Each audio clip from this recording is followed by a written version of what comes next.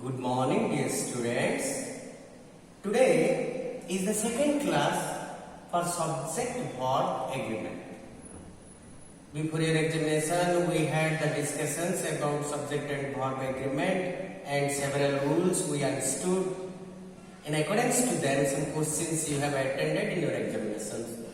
Let's discuss some other rules of subject and verb agreement today.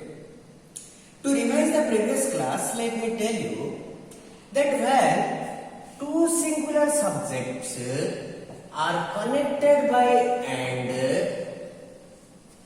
often uses a plural verb. For example, Rama and Hari are good boys. Here you see, this is a singular subject. Hari is also a singular subject, but both are connected by and. So this became a compound and used a plural. This is what we discussed in our previous class. But today, to contradict this rule, we have to discuss something else besides this. Let's discuss.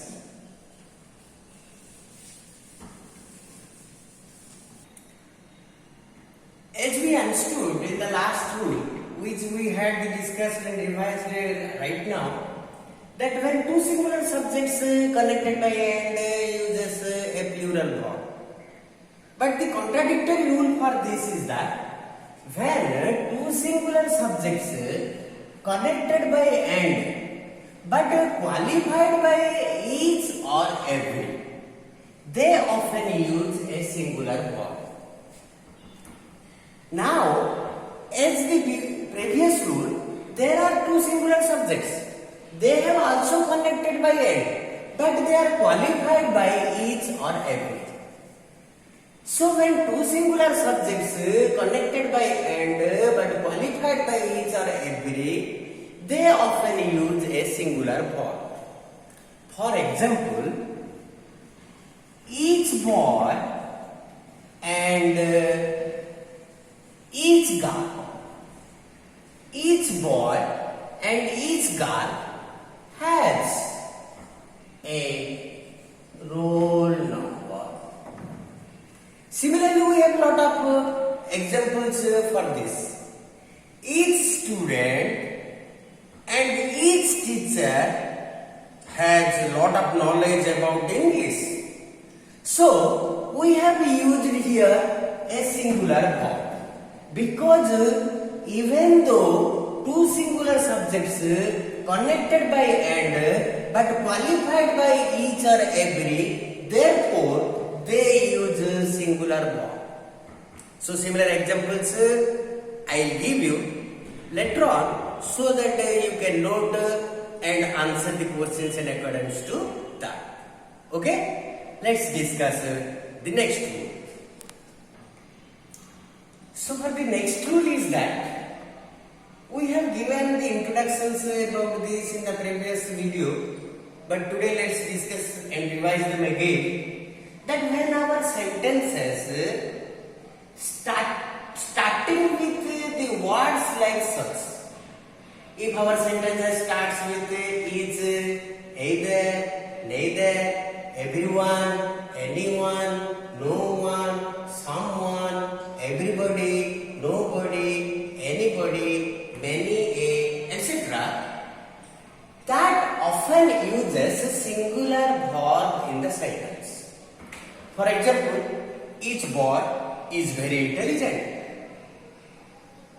Either Rama or Hari is attending the meeting today.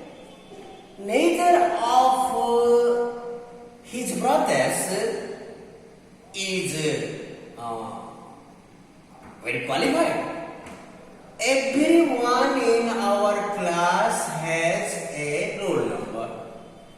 Anyone in our class is very fluent in talking English. No one in our village is rich. Someone is coming to meet you at the station. Everybody in our friends circle is having computer knowledge. Nobody in our village is very poor. Anybody in our class is an intelligent boy. Many a student has good knowledge about computers in our school. Understood? So therefore, when such words start with our sentences, it often uses a singular verb, and examples I have given you. I will also give you in written some examples. You will understand and write the answers in accordance to rules. Okay? Let's discuss the next one. The next one is that when our sentences start with these words like such, both, few, a few, many, several, they often use plural verbs in our sentence. Then only the subject and verb agreement is okay. So you see, both the students are sitting at their own places. Few boys in our class are very intelligent. A few girls in our class disturb every day. Many teachers in our class, in our school, can talk in English very fluently. Several teachers do not like to talk in Hindi. Understood? So therefore, when our sentences start with these words, we often use a plural verb with that to make the agreement between the subject and the verb. Let's discuss the next rule. Okay? The next rule is that when the sentences start with such words, when the sentences start with such words like all, most, none, some, a lot of, most of, none of, they often use either singular verb or plural verb. If it is used for uncountable nouns, then they use singular verb. If they talk about countable nouns, then they use plural verb. Let me tell you some examples. Here you see, all the students in our class are very intelligent. Here I told you, all the students, student is a countable noun. Therefore, we have used are very intelligent to make the agreement between the subject and the verb. Suppose I will tell you another example using all the money I have in my pocket is very less. Here I have used the word all, but I have used the subject, the noun is money, which is not countable. That is uncountable now. Therefore I have used singular verb. All the money I have in my pocket is very less. Similarly, most of the students in our class know computer. Here I used most of the students, which is a countable noun. Therefore, most of the students in our class know computers. Know is a plural form. Therefore, when we used a countable noun with using this, we have used a plural form. When we use uncountable nouns followed by this, we often use a singular form. Similarly, none of the teachers in our school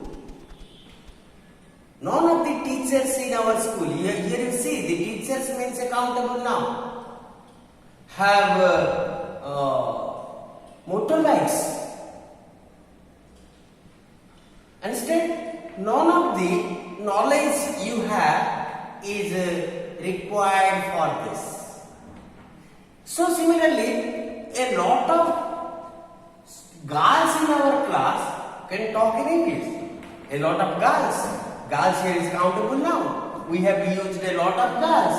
So when it talks about countable noun, it uses plural verb. A lot of water is not necessary to drink in winter. Instead, so here when we use a lot of, but we use the noun as water, which is uncountable noun. Therefore, we have used singular verb with that. Understand? So, when our sentences start with all such words and followed by a noun, we should think of whether the noun is a countable noun or uncountable noun. If it is countable noun, we often use plural verb. If we talk about an uncountable noun, it is often using singular verb. Okay? Thank you. Let's discuss the next rule. Okay? The next rule here we are going to discuss is about the collective nouns. As the name says, it is collective noun because it is a collection of something. Let's say army is the collection of several personalities in one group. Similarly, crowd is also a number of people gathering in one place is collectively called a crowd. Similarly, mob means when a lot of aggressive people gather together is called a mob. Similarly, some people make a group is called a team. You know better. Family includes several people like father, mother, brother, sister, grandfather, grandmother, son, daughter. Everyone included within one group is called family. Similarly, flock, jury means when we go to the court, when there are a lot of people are available, collectively they called a jury. Similarly, nation is also a collective noun. Most times, these collective nouns are often used as singular units. So, they often use singular verbs. For example, Indian Army is very advanced. Today, the crowd was great. The mob was very aggressive. The team, the Indian cricket team is very advanced, number one today. Okay? Similarly, so when these words we use as a singular unit, that means when we take the group in totality and we talk about one group, at this time we use singular verb with them. Example I am giving. The family is going out of station next week. The family, here I have used the family as a single unit. Therefore, I have used is going out next week. So, family, despite the fact that contains a lot of persons, but it is taken in totality, a single unity. Therefore, we have used a singular verb with this. So, normally, when we use collective nouns like such, it often uses a singular verb. But, contradictory to this, we can also use plural verb with them if we are talking about individuality in that group. Okay, one example let me tell you. Here let's talk about this family. The family are quarreling with each other. The family are quarreling with each other. You see, here I have used the family, but are quarreling, the plural verb is used. There we are not taking everyone is a single unit. It is individual people are quarreling with each other. Similarly, the jury have contradictory views about this case. Here when we talk about jury have contradictory views, means what? Here we are not taking jury as a single unit. There are lot of units available in this group. They have among them different views. Therefore, they have taken individual units, not a single unit. Therefore, we have used plural verb with them instead of using singular verb. So, when we take everything as a single unit, we use singular verb. If we talk about the different members, separate units in these groups, we use plural verb for them. The family went outside in different cars. That means father went in a different car, mother went in a different car, whereas children went in another car. So it is not a collective one. It has again disintegrated into different units. So it is not one unit. It is a plural unit. It talks about a plural sense. Therefore, we have used plural form. Two examples. I am only writing two examples. Here you just have your view so that you can better understand. The first, I have told the family is going to Mumbai next week. Here you see the family, we use the verb is going. Because we have taken this entire family as a single unit, therefore we have used a singular verb with this. Understood? So when this family, a collective noun, is taken as a whole, in totality, a single unity, in that case we have used a singular verb. But when we think the family is not a single unit, different units, then we can use plural verb with this. Next example I am giving you here. The family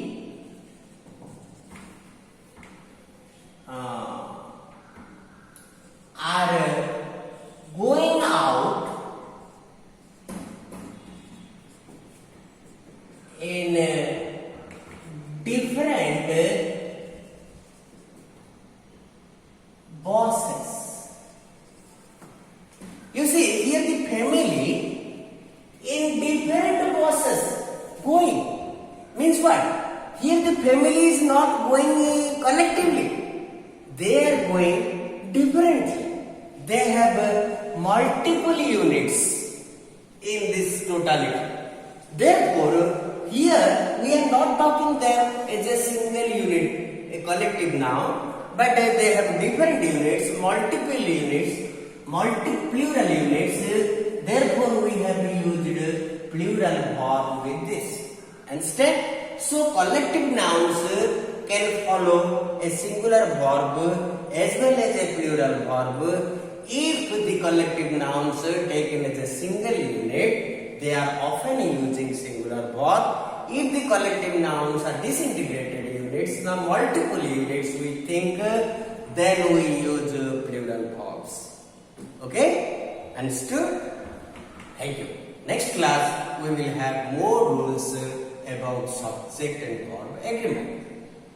Thank you.